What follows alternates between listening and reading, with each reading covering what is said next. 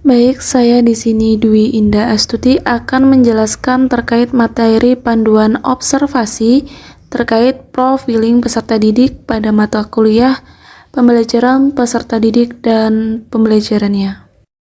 Baik, di sini kita akan masuk ke materi terkait karakteristik peserta didik di sekolah dasar. Menurut Sudirman 1990, karakteristik siswa adalah keseluruhan pola kelakuan dan kemampuan yang ada pada siswa sebagai hasil dari pembawaan dari lingkungan sosialnya, sehingga menentukan pola aktivitas dalam meraih cita-citanya. Karakteristik siswa yang dapat diidentifikasi sebagai faktor yang amat berpengaruh terhadap proses dan hasil belajar adalah kecerdasan, kemampuan awal, gaya kognitif, gaya belajar, motivasi, dan faktor sosial budaya. Menurut Septiani dan Aviani 2020. Karakteristik yang menonjol pada usia sekolah dasar adalah senang bermain, selalu bergerak, bermain atau bekerja dalam kelompok, dan senantiasa ingin melaksanakan dan atau merasakan sendiri. Karakteristik peserta didik. Karakteristik peserta didik diartikan sebagai ciri, tabiat, watak, dan kebiasaan yang dimiliki oleh seseorang yang sifatnya relatif tetap. Karakter peserta didik dapat diartikan sebagai keseluruhan pola kelakuan atau kemampuan yang dimiliki peserta didik sebagai hasil dari pembawaan dan lingkungan. Sehingga mana cita-cita atau tujuannya, informasi terkait karakteristik peserta didik sangat diperlukan untuk kepentingan dalam perencanaan pembelajaran. Karakteristik peserta didik meliputi etnik, kultural, gaya belajar, motivasi, minat, status sosial, kemampuan awal, perkembangan emosi, perkembangan motorik, perkembangan sosial, perkembangan kognitif, dan perkembangan moral. Penjelasan terkait etnik. Implikasi dari etnik ini, pendidik dalam melakukan proses pembelajaran perlu memperhatikan jenis etnik. Apa saja yang terkait dalam kelasnya.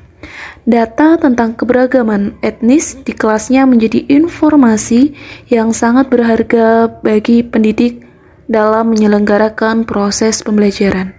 Kultural. Implikasi dari aspek kultural dalam proses pembelajaran ini, pendidik dapat menerapkan pendidikan multikultural, sehingga pendidik dalam melakukan proses pembelajaran harus mampu menyikapi keberagaman budaya yang ada di sekolahnya dan kelasnya. Status sosial ekonomi ini menjadi penghambat peserta didik dalam belajar secara kelompok. Implikasi dengan adanya variasi status sosial ekonomi ini, pendidik dituntut untuk mampu bertindak adil dan tidak diskriminatif. Minat belajar peserta didik tidaklah sama. Ada peserta didik yang memiliki minat belajarnya tinggi, ada yang sedang dan bahkan rendah. Untuk mengetahui apakah peserta didik memiliki minat belajar yang tinggi atau tidak sebenarnya dapat dilihat dari indikator minat itu sendiri. Perkembangan kognitif. Tingkat perkembangan kognitif yang dimiliki peserta didik akan mempengaruhi guru dalam memilih dan menggunakan pendekatan pembelajaran, metode, media, dan jenis evaluasi. Kemampuan awal. Mengetahui kemampuan awal peserta didik dapat dilakukan melalui teknik tes, yaitu pretest atau tes awal, dan teknik non-tes seperti wawancara. Melalui wawancara dan tes awal, maka kemampuan awal peserta didik dapat diketahui. Kemampuan menjawab tes awal dapat dijadikan dasar untuk menetapkan materi pembelajaran. Gaya belajar. Gaya belajar peserta didik merupakan hal yang penting untuk diperhatikan dalam melakukan proses pembelajaran karena dapat mempengaruhi proses dan hasil belajarnya. Gaya belajar dapat dikelompokkan menjadi 4, yaitu visual, auditif, kinestetik, serta reading and writing. Motivasi. Motivasi kadang timbul dari dalam diri individu itu sendiri, atau bisa disebut motivasi intrinsik, dan kadang motivasi itu muncul karena faktor dari luar dirinya sendiri, atau motivasi intrinsik. Motivasi peserta didik dalam belajar kadang tinggi, sedang, atau bahkan rendah. Perkembangan emosi. Emosi sangat berperan dalam membantu mempercepat atau justru memperlambat proses pembelajaran. Emosi juga berperan dalam membantu proses pembelajaran tersebut menyenangkan atau bermakna. Perkembangan sosial. Perkembangan sosial peserta didik dapat diketahui atau dilihat dari tingkatan kemampuannya dalam berinteraksi dengan orang lain dan menjadi masyarakat di lingkungannya. Perkembangan moralitas. Moralitas ini dijadikan sumber atau acuan untuk menilai suatu tindakan atau perilaku, karena moralitas memiliki kriteria nilai yang berimplikasi pada takaran kualitatif.